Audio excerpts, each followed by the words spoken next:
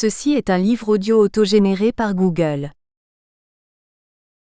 Collection Logique Sociale. Collection Logique Sociale, série Études culturelles, dirigée par Bruno Pequignot. Le champ des pratiques culturelles est devenu un enjeu essentiel de la vie sociale. Depuis de nombreuses années se sont développées des recherches importantes sur les agents sociaux et les institutions, comme sur les politiques qui définissent ce champ. Le monde anglo-saxon utilise pour les désigner l'expression Cultural Studies. Cette série publie des recherches et des études réalisées par des praticiens comme par des chercheurs, dans l'esprit général de la collection. Dernière parution. Fabrice Guéot, Le Château du Bonheur. La construction de la liberté dans la série Downton Abbey, 2022. Céline Commondir, Design S. Blanc S. L'invention de la couleur, 2022. Isabelle Papieau, L'influence de l'écriture manuscrite. Du rayonnement à la dysgraphie, 2022. Benjamin Vanel IEL, Harry Potter et l'Ordre du Mythe, 2021. Mohamed FLITI, rappeur et institution publique en France. L'exemple du Havre, 2021. Eguzki Urteaga, La politique culturelle au Pays Basque, 2021. Georges Pillegandl Euride, L'extraterrestre face au féminin masculin, 2021. Julien Ortega, Pandémie au cinéma, 1919 à 2019, un siècle d'anticipation, 2020. Alexandre Dimitri Vidal, Histoire vivante napoléonienne. Étude des reconstitueurs, 2020. Sandra Federici, L'entrance des auteurs africains dans le champ de la bande dessinée européenne de langue française, 1978 à 2016, 2019. Noël Jouen, Notes sur le vélo et la bicyclette. Regard ethnologique sur une pratique culturelle, 2019. Steph Pouch, Littérature urbaine et mémoire postcoloniale, 2019. Introduction. Cet ouvrage découle d'une discussion informelle avec mes anciens collègues du département de LLCER de l'Université des Antilles, sur l'élaboration de projets stimulants pour les étudiants. Notre choix s'est porté sur un cycle de séminaires sur la culture populaire américaine. Stéphane Partel y assurait depuis quelques années un cours, et avait généreusement offert d'en partager les travaux dirigés.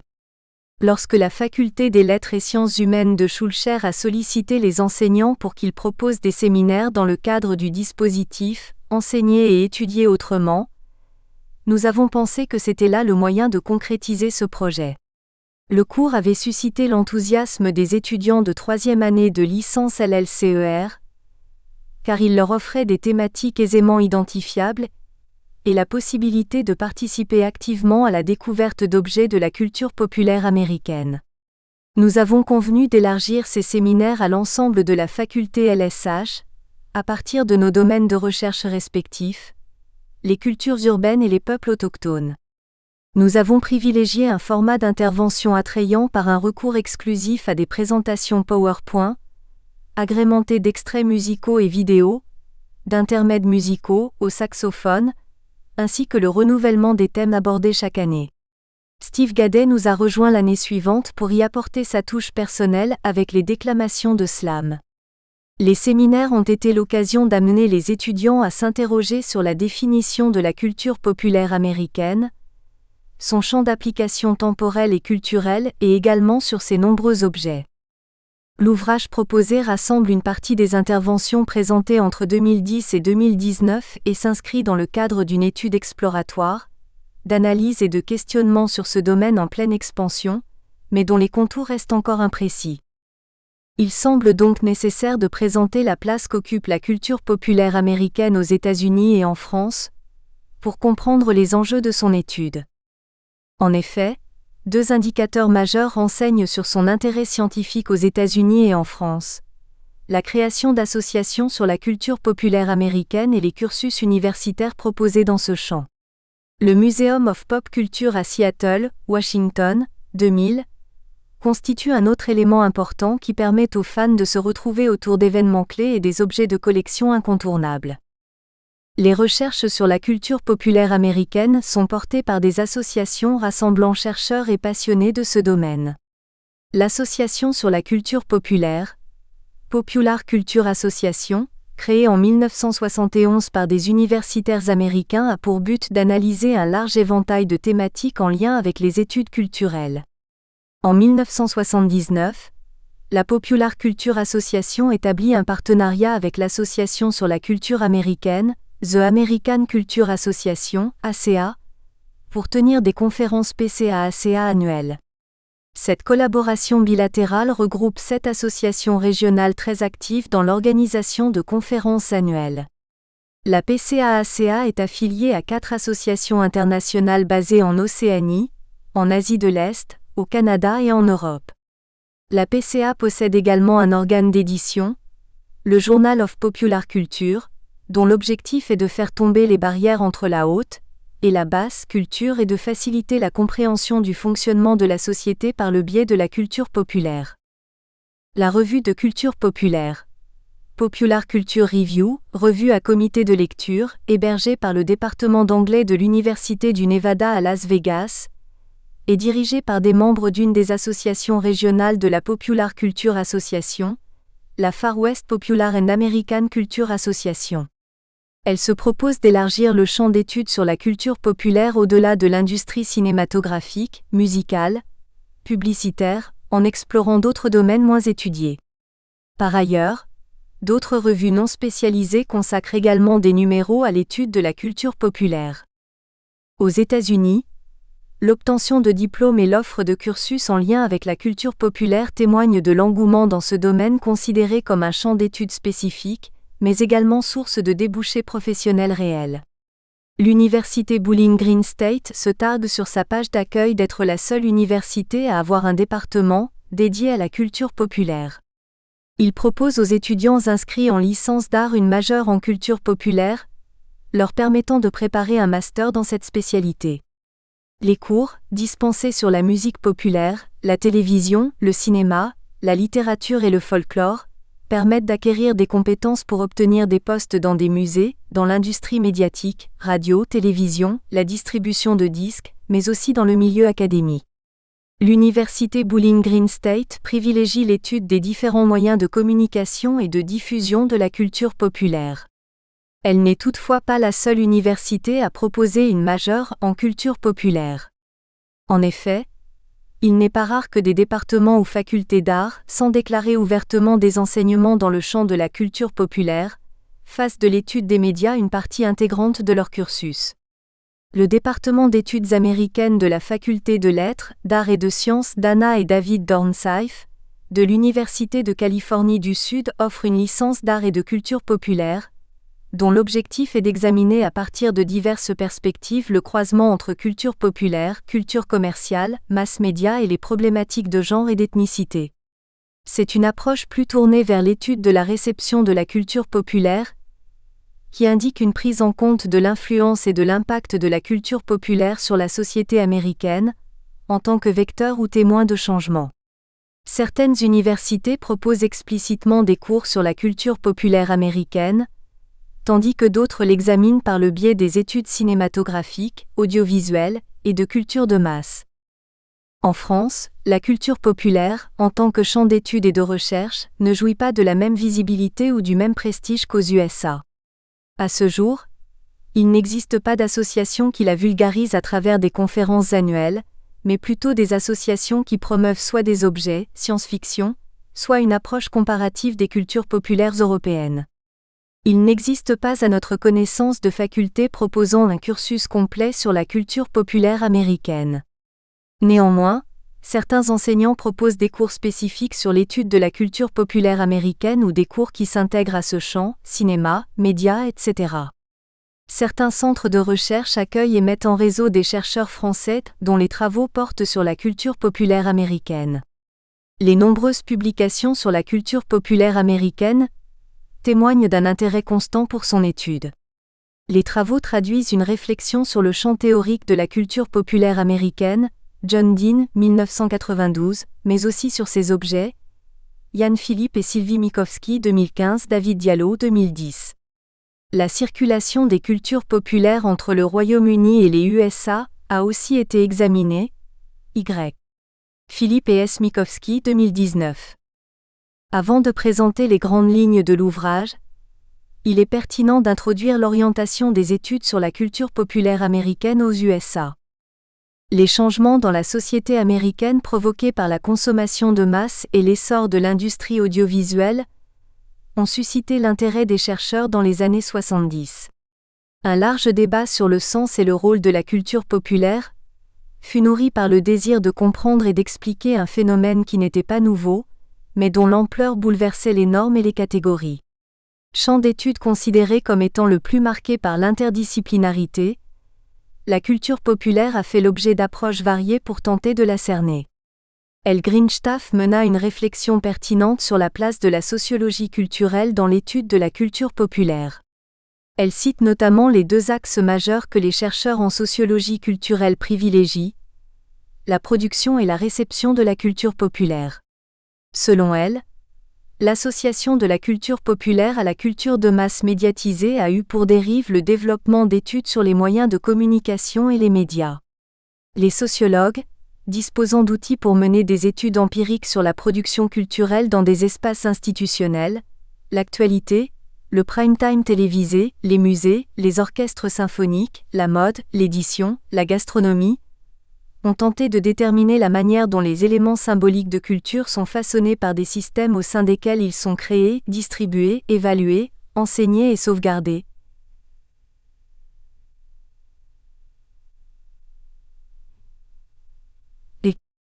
Pour les chercheurs étudiant la réception de la culture populaire, il est primordial, en tenant compte du lien causal entre ressources économiques et consommation, divertissement, biens de consommation, de déterminer le profil des consommateurs afin de vérifier si une corrélation peut être établie entre le statut social, les pratiques culturelles et les goûts du public, Gand 1999. Opposé à la haute culture, définie comme toute forme élaborée qui nécessite une connaissance préalable pour en saisir le sens, la culture populaire défiait les normes et était perçue par certains comme un phénomène de masse dangereux, alors que pour d'autres, elle était une manifestation furtive d'une culture de masse. L'opposition binaire entre culture du haut, élite, et culture du bas, de la masse, longtemps entretenue pour marquer la différence de classe sociale, de pratique, de goût et de centre d'intérêt entre ceux qui avaient les moyens et ceux qui étaient plus pauvres, pouvait difficilement résister à la marée déferlante de la consommation de masse. Le débat sur l'appartenance de la culture populaire à la basse, ou à la haute culture est aussi nourri par l'ambiguïté sémantique du terme populaire, en français. Même si pour beaucoup de chercheurs, il renvoie à la volonté et à la sagesse du peuple, le terme populaire en français a des connotations de culture ouvrière, voire de culture populiste, Gabillet 2009. D'ailleurs, c'est pour éviter toute ambivalence que Jean-Paul Gabillet propose de conserver le terme popular culture, en français. Quant à l'association de la culture populaire à la culture de masse, Fiske propose de les distinguer. Il définit la culture de masse comme une catégorie de production qui fait référence à des formes d'expression culturelle, produites et commercialisées en masse. La culture populaire représente une catégorie de consommation, résultant de l'effort des consommateurs pour s'approprier les offrandes culturelles par des actes de résistance et d'appropriation, Fiske 2010.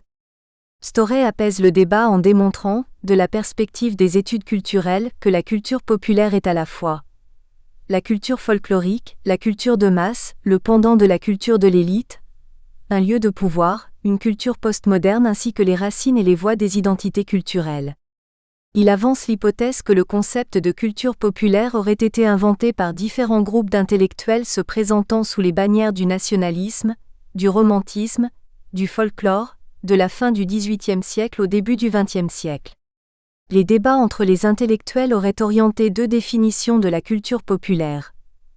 L'une l'associant au folklore rural et l'autre à la dégradation de la culture de masse de la nouvelle classe ouvrière urbaine et industrielle, Storey 2003 page 1. L'opposition entre culture populaire et culture de l'élite subsiste, même si l'apparition d'une culture de masse portée par les industries culturelles l'a atténuée. Les définitions proposées de la culture populaire tiennent compte de la complexité d'un phénomène social qui touche tous les aspects de la vie des Américains portés par l'industrie audiovisuelle et influencés par les innovations technologiques. John Dean la définit comme une expression commune du nous, le peuple des États-Unis. La culture populaire reflète comment vivent les Américains, ce à quoi ils aspirent, la manière dont ils communiquent et consomment en masse. Elle comprend toutes leurs glorieuses aspirations, bénies mais affligées par la diversité et le désordre et sans limite établie. Dean, 1992, page 11. La définition de Dean reprend les deux champs majeurs d'études sur la culture populaire américaine en sociologie: la production et la réception. Elle indique l'engouement collectif pour un produit, une pratique, le rôle de l'industrie audiovisuelle et l'impact de la culture populaire sur la société américaine. La culture populaire est définie par les sociologues culturels comme les croyances, les pratiques et les objets par lesquels ils s'organisent, qui sont largement partagés par la population. Greenstaff, 2008, page 207. Les chercheurs spécialisés en études culturelles envisagent la culture populaire sous l'angle des cultures de jeunes, des cultures urbaines et des cultures des classes laborieuses, notamment l'école de Birmingham en Angleterre. Cette approche explique le choix des chercheurs d'analyser les relations de pouvoir et les idéologies mises en place par l'industrie audiovisuelle. Les recherches historiques sur la culture populaire sont centrées sur l'émergence de la presse écrite, Hudson, 1978, l'étude de la musique classique, de Nora, 1995, du jazz, Lopez, 2002 et de la bande dessinée, Gabillet, 2005. Les défenseurs de la culture populaire, Gant, 1999, Storey, 2003, Fisk, 2010, adoptèrent des approches similaires pour justifier sa légitimité. Le fait qu'elle reflète les aspirations du plus grand nombre et la liberté de chacun de pouvoir décider de ce qu'il veut consommer. Cette approche sociologique a été adoptée par John Dean quelques années auparavant quand il déclina les 3 caractéristiques de la culture populaire. Le fait qu'elle suppose la participation de tous, facile à comprendre, à la portée de tous, que le peuple décide en premier lieu de ce qui est pertinent de commercialiser, et son caractère vernaculaire, apprécié de tous et abordable. La culture populaire est perçue comme un ciment qui lie une société marquée par des divisions ethniques, genrées et en termes de niveau de ressources. Pour certains chercheurs, elle a signé l'abandon d'une ère de fracture au profit d'une ère de fusion culturelle, Dean, 1992. L'idée d'une culture populaire qui parvient à tout fusionner, tel un creuset où s'atténuent ou disparaissent ces clivages, est étayée par le succès de genres musicaux, le jazz, le hip-hop, le rhythm and blues créés par les membres de groupes minoritaires. Néanmoins, on observe à bien des égards que la culture populaire, loin de montrer une société homogène, peut quelquefois refléter ces tensions et antagonismes. Les discours engagés du hip-hop et la controverse autour des mascottes en sont des exemples.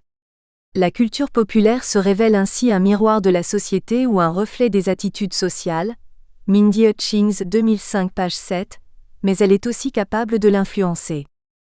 L'évolution de la société américaine depuis les années 70 a nécessité la révision de certains paradigmes pour refléter ce qu'est la culture populaire américaine de nos jours. Même si son rôle uniformisateur et démocratique n'est plus à démontrer, il est néanmoins utile de rappeler que les paradigmes ont changé. Les critiques se sont cristallisées au début autour du caractère aliénant de la culture de masse, avant de tenir compte de l'importance et de l'influence de la culture populaire, John Fisk, 2010. La notion de culture éphémère semble s'appliquer à certains domaines sans pour autant en constituer une part intégrante. D'ailleurs, les chansons cultes démontrent que la culture populaire peut s'affranchir des barrières temporelles et être reconnue par plusieurs générations. Il convient de souligner que les analyses proposées dans cet ouvrage ont été élaborées par des chercheurs spécialisés en civilisation américaine, qui portent un regard distant sur la société qu'ils étudient. Leur analyse s'oriente vers la production et la réception de la culture populaire américaine, à partir de cultures de la marge. L'ouvrage comporte 2 parties qui s'articulent autour des 2 grands axes d'études sur la culture populaire, sa production et sa réception. Il examine tout d'abord l'industrie musicale, sa grande capacité d'adaptation au changement, puis les formes de représentation dans la culture populaire américaine. La première partie, consacrée à l'industrie musicale, met en évidence l'un des maillons de cette industrie qui a su s'adapter aux évolutions technologiques. Le premier chapitre intitulé « Music Producers et musique populaire aux États-Unis », dans les coulisses d'une industrie musicale, permet d'entrevoir les contours d'une profession qui œuvre aux côtés des artistes pour assurer le succès de leurs chansons. Face aux bénéfices spectaculaires et aux retombées économiques, Les multinationales ont recours à ces professionnels expérimentés pour réaliser et commercialiser sur Internet des œuvres susceptibles de séduire le plus large public. Considérés comme des artisans de l'ombre, les producteurs musicaux représentent un maillon déterminant dans un système que Theodore W. Adorno, 1964, décrit comme structuré et solidaire. Véritables chefs d'orchestre, ils interviennent à toutes les étapes de création et permettent aux artistes de se projeter sur une scène locale et internationale. Ils éclairent sur les mécanismes qui concourent à la fabrique des chansons cultes, qui fait l'objet du second chapitre, Chansons cultes de la musique populaire américaine, entre divertissement et réalité sociale. Stéphane Partel met l'accent sur l'évolution des indicateurs pour évaluer le succès de ces chansons. Des chiffres de vente de singles au nombre de téléchargements et de visionnages. En s'appuyant sur le Billboard Magazine, il recense la chanson la plus populaire de chaque décennie à partir de 1960, puis la contextualise afin de déterminer les facteurs qui ont permis leur ancrage dans le patrimoine culturel sur plusieurs générations. Ces chansons devenues cultes tout en restant imprégnées du contexte social, ségrégation raciale, lutte pour les droits des femmes, ont réussi à dépasser les clivages raciaux et genresques pour s'inscrire dans la postérité. Le troisième chapitre, enseigné par le biais de la culture hip-hop aux États-Unis, fait la transition entre industrie musicale et expression de culture depuis la marge, en abordant le développement d'un champ d'études et de réflexion sur l'apprentissage, la pédagogie et les cultures urbaines. En s'appuyant sur les travaux de chercheurs, Marcella Runel et Martha Diaz, 2007, Christopher Emdin, 2016, Steve Gadet explique comment la culture hip-hop, progressivement intégrée à la pédagogie, contribue à la valorisation de l'expérience des jeunes issus de quartiers difficiles. C'est au moyen de 2 exemples concrets d'établissements scolaires nord-américains qui ont su adapter leur pédagogie à la culture hip-hop, qu'il propose de remettre en question la culture dominante en prenant en compte davantage des modes d'expression de populations vivant à la marge de la société américaine. La seconde partie de l'ouvrage met en évidence la question des représentations sociales de composantes de la marge. Il est question dans le chapitre « Les représentations de l'Ouest sauvage dans la culture populaire américaine » d'examiner 2 exemples antinomiques de représentation de l'Ouest sauvage. Le spectacle de l'Ouest de Buffalo Bill et le musée itinérant de Kathleen. Ces représentations contrastées découlent de la construction d'un mythe autour de l'expansion territoriale américaine et du sort des populations autochtones, victimes de l'avancée du progrès.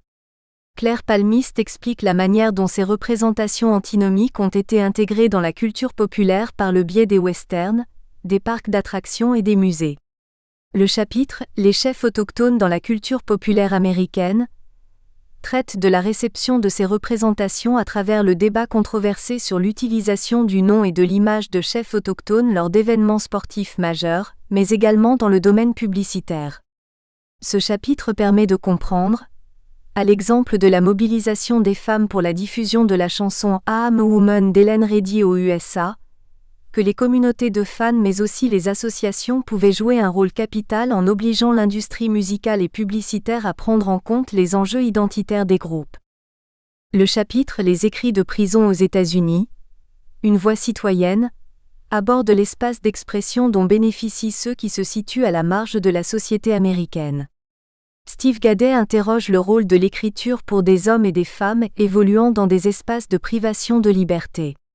Après avoir expliqué l'évolution des écrits de prison, il se concentre sur le cas de 2 auteurs africains-américains, George Jackson et Wahida Clark.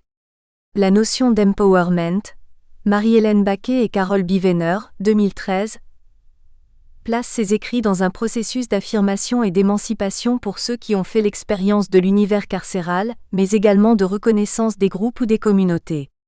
Ces écrits ouvrent une fenêtre sans concession sur les inégalités et les maux de la société américaine. Le traitement de la marge, sa participation, son influence sur les objets de la culture populaire américaine, industrie musicale, éducation, publicité sont des éléments centraux dans cet ouvrage. Claire Palmiste, Université de Guyane, Laboratoire des migrations interculturalité et éducation en Amazonie. Bibliographie. Adorno, Theodore W., L'industrie culturelle, In Communication 1964, volume 3, pages 12 à 18. Crane Diana. 1992. The Production of Culture, Media and the Urban Art, California, Sage Publication. Dean John. 1992. American Popular Culture, Nancy, Presse universitaire. Diallo, David Édition. 2010. La culture populaire américaine, une revue de recherche en civilisation américaine. Fiske. 2010. Understanding Popular Culture, New York Routledge. Gabillet Jean-Paul. 2005. Des comiques et des hommes, Histoire culturelle des comic books aux États-Unis, Nantes, édition du Temps. Gand, Herbert J. 1999 second ed. Popular Culture and High Culture, en Analysis and Evaluation of Taste, New York, Basic Book. Grinstaff, Laura. Culture and Popular Culture, ACAS for Sociology, in the Annals of the American Academy of Political and Social Sciences, 2008, numéro 619, pp 206-222. Hutchings, Mindy. Introduction in Popular Culture Review 2005, volume 16, numéro 1, pp 3-4. La notion de culture populaire en débat. Entretien avec Jean-Paul Gabillet, une revue de recherche en civilisation américaine 2009, numéro 1. Philippe, Yann et Sylvie Mikowski, accent aigu DS. Popular Culture Today, une revue imaginaire 2015, numéro 19. How Popular Culture Travels, Cultural Exchange Between Ireland and the United States, une revue imaginaire 2019, numéro 22. Storey, John. 2003. Inventing Popular Culture, From Folklore to Globalization, Ma. Blackwell. Traverso, Enzo. Adorno et les antinomies de l'industrie culturelle, In Communication, Le Seuil 2012, volume 2, numéro 91, page 51-63. Chapitre I, Music Producers et musique populaire aux États-Unis, dans les coulisses d'une industrie culturelle. Stéphane Partel, maître de conférence Université des Antilles. Résumé en français. Ce chapitre explore le rôle prééminent des producteurs de musique américains dans le succès des chansons et des albums les plus populaires. Ces professionnels de l'industrie du disque ont façonné l'esthétique sonore et le contenu des chansons américaines les plus populaires, depuis les années 1960. Ces personnages clés font partie intégrante du processus de création et se sont adaptés aux innovations technologiques qui ont transformé l'industrie du disque et la consommation de la musique populaire. Les exemples choisis nous permettent de voir comment les producteurs de musique américains ont influencé la notion de droit d'auteur. Ils ont été actifs depuis les débuts du rock and roll jusqu'au sous-genre de la musique urbaine du XXIe siècle. Mots-clés en français, Music Producers, États-Unis, musique populaire, industrie du disque, industrie culturelle, culture populaire, disque. Résumé en anglais. This chapter explores the preeminent role of American music producers in the success of the most popular songs and albums. These recording industry professionals have shaped the sonic aesthetic and content of America's most popular songs since the 1960s. These key figures are an integral part of the creative process and have adapted to the technological innovations that have transformed the recording industry and the consumption of popular music. The examples chosen allow us to see how American music producers have impacted the notion of copyright. They have been active from the early days of rock and roll to the urban music subgenre of the 21st century. Mots-clés en anglais, Music Producers, United States, Popular Music, Recording Industry, Cultural Industry, Popular Culture, Record. Il est Music Producers, contexte économique et définition du terme. A. Le contexte économique de l'industrie du disque. Par souci de clarté, nous souhaitons expliciter le fait suivant. Les producteurs, chanteurs, musiciens, compositeurs et décideurs du milieu musical états-unien sont intégrés à un système régi de nos jours par des multinationales qui font elles-mêmes partie intégrante de l'industrie du disque. Dès les années 1960, le philosophe, sociologue et musicologue allemand Theodor Adorno, qui est régulièrement critiqué par les amateurs de musique populaire pour avoir expliqué que la chanson populaire, reposée sur des schémas simplifiés à l'extrême, et constituée essentiellement de répétitions et de redites, a néanmoins été l'un des théoriciens et penseurs qui a pris en compte, il y a plus de 50 ans de cela, la place primordiale qu'occuperaient les musiques populaires au sein de nos sociétés.